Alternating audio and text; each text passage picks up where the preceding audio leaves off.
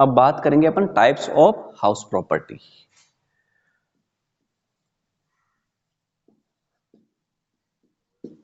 Types of house property. House property वैसे तीन प्रकार की होती है इसमें। एक तो होती है late out house property. Late out house property, ठीक है। लेट आउट यानी किराए पर उठाई गई मकान संपत्ति। एक होती है सेल्फ ऑक्यूपिड।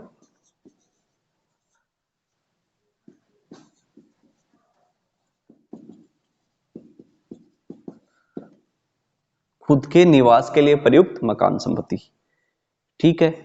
और तीसरी हो जाएगी एक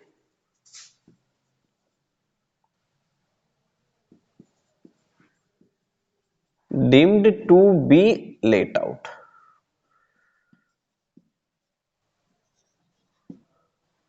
हाउस प्रॉपर्टी तीन प्रकार की हो गई इसमें। लेट आउट हाउस प्रॉपर्टी, किराए पर उठाई गई मकान संपत्ति। दूसरी हो जाएगी सेल्फ ऑक्यूपिड हाउस प्रॉपर्टी, खुद के निवास के लिए प्रयुक्त मकान संपत्ति। और तीसरी हो जाएगी deemed to be let out house property, यानी मानी गई, किराए पर उठाई गई मानी गई मकान संपत्ति। इसके बारे में समझते हैं अपन। मान लेते हैं यदि किसी व्यक्ति के पास दो मकान है, एक मकान किराए पर उठा रखा है, ठीक है, वो लेट आउट समझ में आ गया। एक मकान उसने क्या कर रखा है, खुद के निवास के लिए प्रयुक्त कर रखा है, ये भी समझ में आ गया।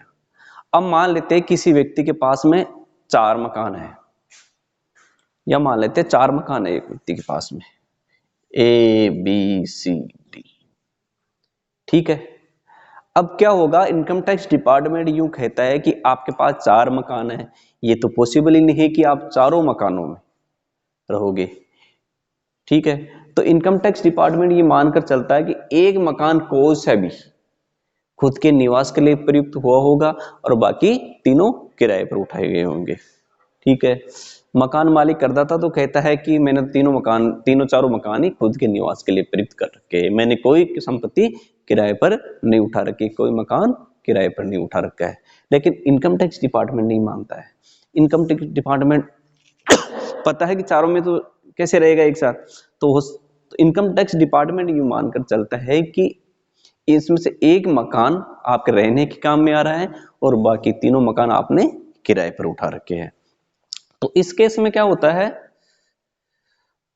करदाता के पास ऑप्शन होता है कि इन चार मकान में से एक मकान आप खुद के लिए मान लो, जो आपकी इच्छा अनुसार है, जिस आपकी इच्छा अनुसार कोई सा मकान सेल्फ ऑक्यूपिड मान लो, बाकी तीन मकान किराए पर उठाए गए मानेंगे, ठीक है। और ये आपकी इच्छा के ऊपर है कि आप कौन सा मकान सेल्फ ऑक्यूपिड मानते हो। तो क्या होता है कि सीधी सी बात है, करदाता तो उसके लिए सर्वश्रेष्ठ विकल्प का चयन करेगा, यानी जिसकी वार्षिक वैल्यू सबसे अधिक होगा उसको सेल्फ एक्यूर्ड मानेगा, क्योंकि जिसकी वार्षिक वैल्यू सबसे अधिक होगी इसका मतलब टैक्स भी उसको अधिक देना पड़ेगा। इसलिए क्या करेगा, वह टैक्स का फायदा लेने के लिए, टैक्स का बेनिफिट लेने के लिए क्या करेगा, जिसकी वार्षिक मूल्य सबसे अधिक होगा उसको वह क्या करेगा, सेल्फ एक्यूर्ड मान लेगा, ठीक है। और बाकी को लेट आउट माना जाएगा। तो ये होता है deemed to be let out. एक जैसे मान लो सी मान लिया अपन ने let out, deemed to be let out मान लिया, ठीक है। इसके बाद जो मकान बचे वो हो जाएंगे, यानी कहने का मतलब सी तो खुद के लिए ले लिया सेल्फ एक्यूर्ड, और बाकी ए बी और डी ये हो जाएंगे deemed to be let out, ठीक है। अब एक एग्जांपल ले लेते हैं इससे संबंधित। क्या होता है कि मकान मालिक क्या करता है, जिसकी जिसका वार्षिक मूल्य सबसे अधिक होता है उसको वह क्या करेगा, सेल्फ खुद के निवास के लिए मानेगा, खुद के रहने के लिए मानेगा, और बाकी deem to be let out मानेगा। चलो एग्जांपल लेते हैं। प्रोफेसर नयन तीन मकानों के स्वामी है, जिनका नगरपालिका मूल्यांकन क्रमश 50,000, 75,000 एवं 96,000 रुपए वार्षिक है। अब यहां से सीधा सीधा पता चल रहा है कि 50,000, 75,000, 96,000 सबसे अधिक है 96,000, तो 96,000 वाले मकान को मानेगा, ठीक है। यहां पर कर लेते इधर तीन मकान है सी बी ए, ठीक है। म्युनिसिपल वैल्यू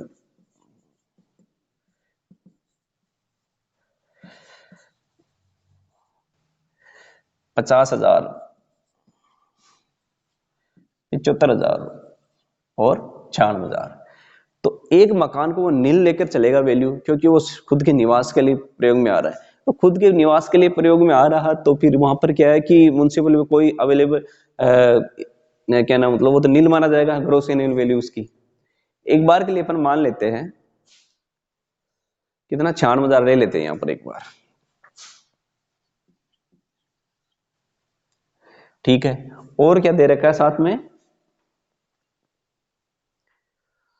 ये तीनों मकान प्रोफेसर नयन द्वारा अपने निवास के लिए प्रयुक्त किए जाते हैं, यानी तीनों सेल्फ ऑक्यूपिड है, ठीक है। इसका मतलब एक तो सेल्फ ऑक्यूपिड होगा इन तीनों में, और बाकी दो deem to be let out रहेंगे, ठीक है। इसमें दे रहा तीनों मकानों का उचित किराया सामान्य नगरपालिका मूल्यांकन से 20% अधिक है, यानी जो म्युनिसिपल वैल्यू दे रखी है उसका 20% अधिक क्या रहेगा, फेयर रेंट रहेगा, फेयर रेंट। इसका 20% अधिक 10,000 टोटल हो जाएगा, यानी इसका 120% हो जाएगा 60,000, इसका हो जाएगा 75,000 का 120%, 12×5 = 60, 62×4 = 90,000, ठीक है। 96,000 का हो जाएगा 12 ×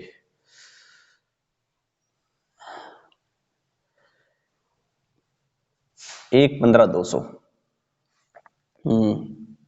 1,15,200 हो जाएगा,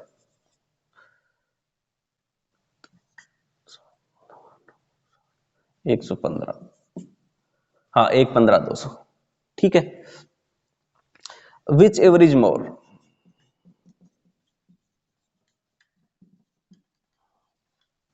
इसमें कितना हो रहा है, 60,000 हो गया, इसमें हो गया 90,000, इसमें हो जाएगा 1,15,200, ठीक है।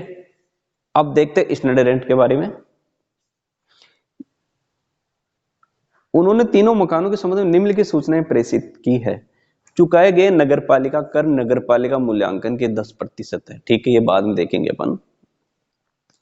प्रथम मकान की मरम्मत पर 4,000 रुपये, द्वितीय मकान के आंतरिक 773 कार्य मरम्मत 10,000 रुपये, तृतीय मकान मरम्मत पर 1,000 रुपये की है, ये कोई कुछ भी नहीं घटाएंगे इसमें से, ठीक है। अग्नि बीमा 700 ये भी नहीं घटाएंगे।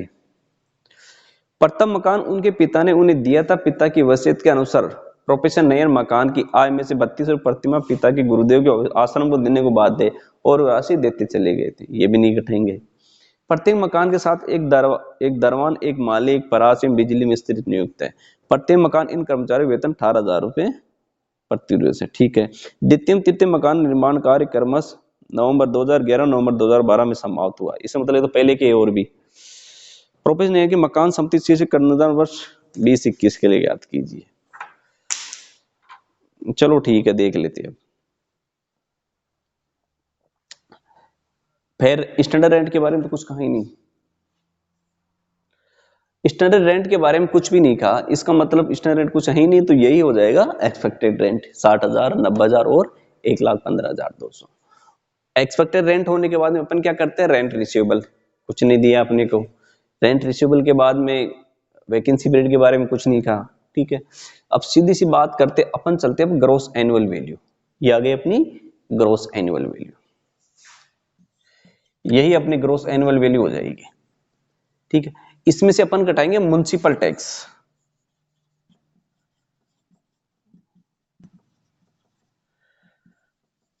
म्युनिसिपल टैक्स कितना कितना दिया हुआ है, 10% ऑफ नगरपालिका मूल्य, यानी म्युनिसिपल वैल्यू का कितना हो जाएगा 10%। 50,000 का 10% कितना हो जाएगा 5,000, ये घटा देंगे। 75,000 का 5% हो जाएगा, 10% हो जाएगा 7,500, और 96,000 का हो जाएगा 9,600, ठीक है, ये घटा दिए अपन।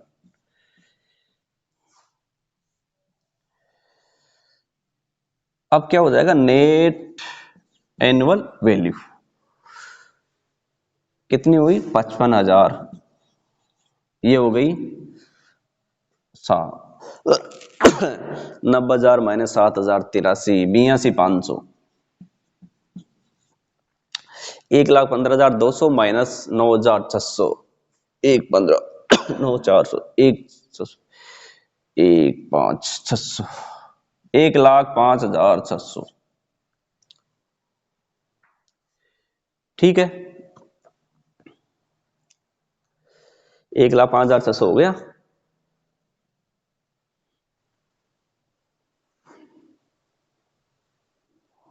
अब देखो नेट एनुअल वैल्यू, इसमें से अपन क्या घटाते हैं, लेस स्टैंडर्ड डिडक्शन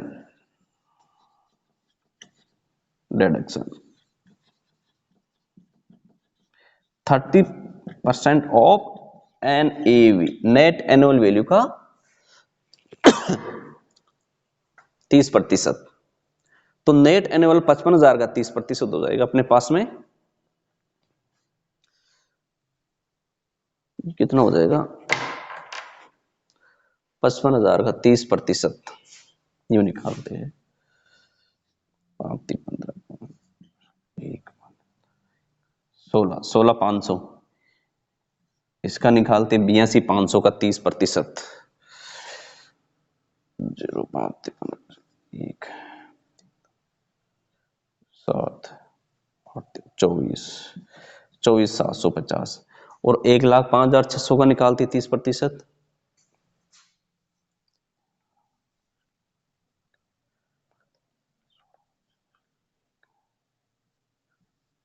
31,680, ये घटा देंगे, ये आ जाएगी टैक्सेबल इनकम।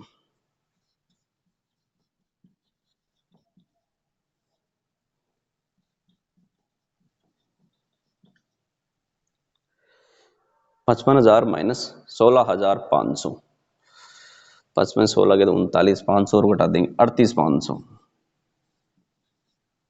82,500 माइनस 24,750, 82,500 250, 82 24 58 57,750, 82,500, ठीक है, 24 58 500 घटाए 58 माइनस 250 और उठाए 57,750।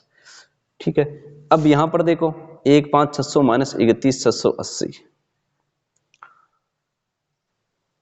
600 घटा देंगे, 1,05,000 माइनस 31 76 73,920। ठीक है, ये आ गई। अब यहां पर ये देखेंगे कि कौन सा सेल्फ ऑक्यूपेड माना जाए, कौन सा और बाकी deem to be let out माना जाए। ये करदाता की इच्छा पर डिपेंड करता है। करदाता क्या सर्वश्रेष्ठ विकल्प का चयन करेगा, जिसकी वार्षिक मूल्य सबसे अधिक होगा उसको क्या मानेगा, सेल्फ ऑक्यूपेड। तो यहाँ सीधा पता चल रहा है कि 50 75 96 यही पता चल रहा है, तो 96,000 इन 1,15,200 ये जो है सी नंबर का मकान है, उसको अपन वो क्या मानेगा, सेल्फ ऑक्यूपेड मानेगा। इस सेल्फ ऑक्यूपेड मानेगा तो ये से अपन वैसे ही निकाल लिए, नहीं तो इसमें क्या हो जाएगा, ये not available, not applicable, NA। ठीक है, NA। ग्रोस एनुअल वैल्यू क्या आता है इसका, या नेट एनुअल वैल्यू आता है इसका नील। ठीक है, डिडक्शन नहीं मिलता नील पर, तो इसकी वैल्यू कितनी होती, नील। तो इसका मतलब इसकी वैल्यू कितनी रहेगी, नील, सी वाले मकान की। तो टोटल टैक्सेबल इनकम होगी उसकी 38,500 प्लस 57,750, 38 और 57, ये हो गई 95 96,250, टोटल हो गई 96,250। यानी ये तो नील माना जाएगा, खुद के निवास के लिए प्रयुक्त होगा। यहां पर हो सकता है बी भी मान सकता है और ए भी मान सकता है, लेकिन सबसे अधिक वैल्यू सी की है, इसलिए सी को सेल्फ ऑक्यूपेड मानेगा। तो टोटल टैक्सेबल इनकम हो जाएगी तीनों मकानों की, ये तो नील हो जाएगी इसकी तो, और इसकी हो जाएगी 38,500 प्लस 57,750, 38 57 95 596 250। ठीक है,